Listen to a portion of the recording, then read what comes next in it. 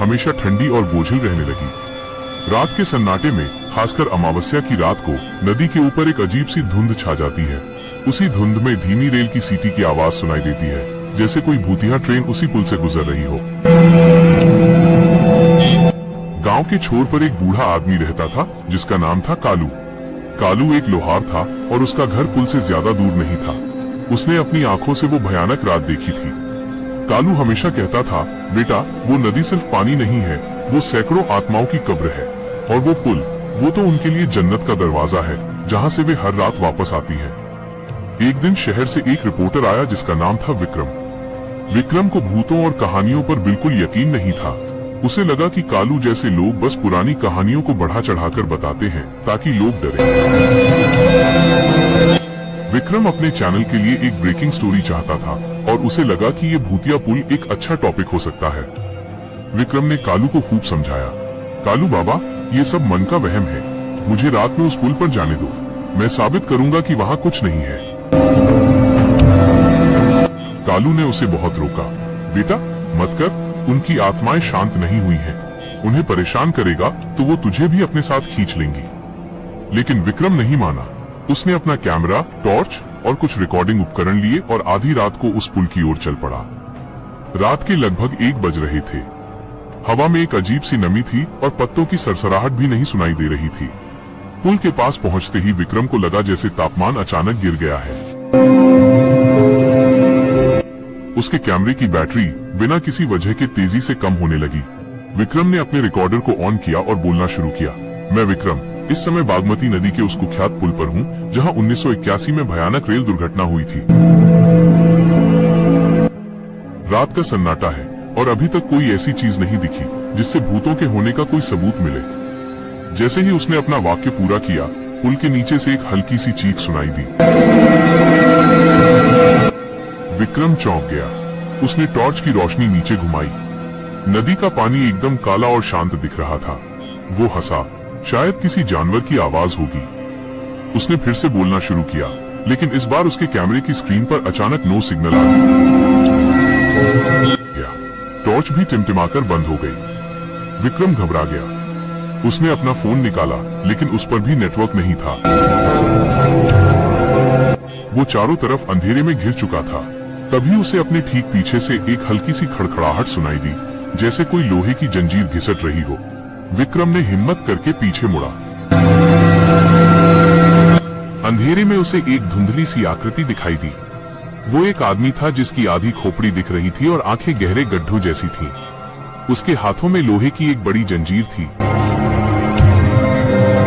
जिसे वो घसीटता हुआ उसके पास आ रहा था। विक्रम को लगा जैसे उसका खून जम गया हो। वो भागने की कोशिश करने लगा, लेकिन उसके पैर जैसे पुल के लोहे से चिपक गए थे। उस आकृति ने धीरे धीरे अपना सड़ा हुआ हाथ उसकी ओर बढ़ाया।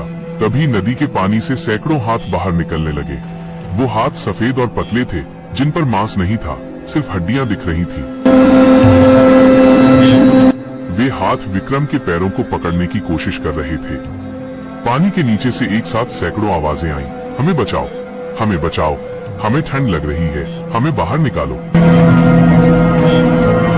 विक्रम ने देखा कि पुल के ठीक नीचे नदी के बीचों बीच एक पूरी ट्रेन का ढांचा दिखाई दे रहा था। वो ढांचा अब धीरे धीरे पानी से बाहर आ रहा था।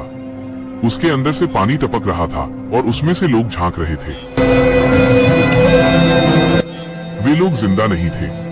उनकी आंखें खाली थीं और चेहरे डरे हुए थे। वे सब विक्रम को घूर रहे थे। तभी पुल के ठीक बीच से एक भयानक चीख सुनाई दी। यह एक औरत की चीख थी। विक्रम ने देखा कि एक औरत जिसके बाल बिखरे हुए थे और शरीर पर गहरे नीले निशान थे, पुल के बीच में खड़ी थी। उसके शरीर से पानी टपक रहा था और वो रोती हुई जमीन पर घुटनों के बल बैठी थी। उसके गोद में एक छोटा बच्चा था जिसका चेहरा पानी में गल चुका था। वह औरत विक्रम की ओर देखकर बोली, मेरे बच्चे को वापस ला दो, मेरी गोद खाली है, मेरी गोद भर दो। विक्रम ने देखा कि औरत का शरीर धीरे धीरे पानी में घुल रहा है और उसका बच्चा भी धुंध में बदल रहा है। यह दृश्य इतना भयानक था कि विक्रम ने अपनी आंखें बंद कर ली। जब उसने आंखें खोली तो सब कुछ गायब था। सिर्फ घना कोहरा और नदी का सन्नाटा था। लेकिन ये शांति क्षण भर की थी। दूर से एक तेज रेल की सीटी की आवाज आई, इतनी तेज कि विक्रम के कान सुन्न हो गए।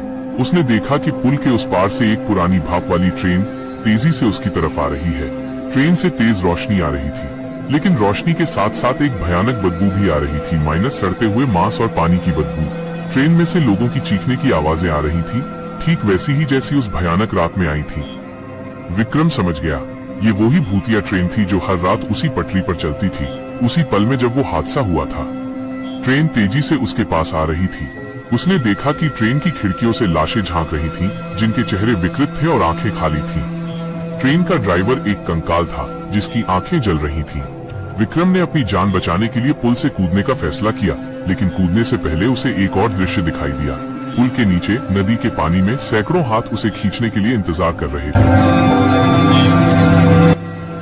उसे लगा जैसे वे हाथ उसे बुला रहे हों, आ जाओ हमारे साथ, यहाँ बहुत शांति है, यहाँ कोई दर्द नहीं, बस हमेशा के लिए आराम। वो चिल्लाया, नहीं, मैं नहीं आऊंगा। ट्रेन अब उसके बिल्कुल पास थी। वो इतना करीब थी कि विक्रम को उसकी गर्माहट महसूस हो रही थी। उसने अपनी पूरी ताकत लगाकर अपनी आंखें बंद कर लीं और चिल्लाने लगा। ट्रेन उसके बगल से गुजरी, हवा में एक भयानक धक्का लगा और फिर सब शांत हो गया। विक्रम वहीं बेहोश होकर गिर पड़ा। अगली सुबह कालू और गांव के कुछ लोगों ने उसे पुल पर बेहोश पाया। उसके चेहरे पर खौफ साफ दिख रहा था और वो लगातार कुछ बुदबुदा रहा था। ट्रेन, आत्माएं, हाथ। उस हादसे के बाद विक्रम कई दिनों तक बीमार रहा। उसने फिर कभी भूतों पर शक नहीं किया। वो उस पुल की तरफ कभी वापस नहीं गया। उसने अपने रिपोर्टर की नौकरी छोड़ दी और एक शांत जीवन जीने लगा। लेकिन कहते हैं कि आज भी रात में उसे सपने में वही ट्रेन दिखती है, वही चीखें सुनाई देती हैं और वही हाथ उसे पानी में खींचने की कोशिश करते हैं। बागमती नदी का वो पुल आज भी खड़ा है, अपनी कहानी को हवा में तैरते हुए महसूस कराता है। और वो ट्रेन, वो हर रात उसी समय आती है, उसी पुल से गुजरती है, अपने खोए हुए यात्रियों को ढूंढती हुई। अगर कभी उस पुल के पास से गुजरना पड़े तो याद रखना, पीछे मुड़कर मत देखना, क्योंकि हो सकता है कि अगली आवाज तुम्हें ही बुला रही हो।